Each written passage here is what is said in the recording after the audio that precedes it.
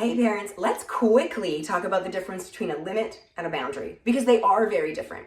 A limit is like a rule or an expectation. It is something you expect of other people. So that might be, at our house, we don't throw things at the dinner table. That's the rule. That's the expectation.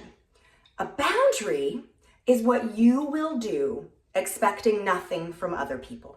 So I'm going to give you an example of how this plays out.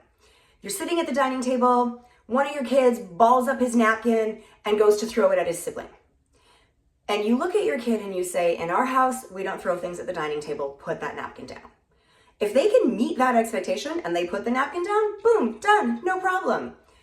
But if they look at you and you can tell, either because of the state of their body budget, the circumstances going on around them, or the gleam in their eye, you can tell that they're not going to be able to meet that expectation in this moment, that's when you switch to a boundary. And you say, I won't let you throw that at the dining table, and you take it out of their hand. They're not going to like it. They're going to be upset about it. And that's okay. Your job in that moment is not to make your kid happy. Your job in that moment is to be the impulse control that they do not have at that moment. It is to protect them from the judgment or shame that others may place on them, particularly if you're at someone else's house for dinner or you're out at a restaurant where other people are going to be looking and thinking, oh, what a naughty kid. You know your kid's not naughty. They're struggling with impulse control. And the third thing is, every time you step in like that and you show them that you are that sturdy leader that they need, it makes later decisions like that easier. Every single time that you consistently step in to be that boundary for them, you are teaching them that they can trust you and that they know that you mean what you say, right? And that is what they desperately need. Now, here's one other little piece.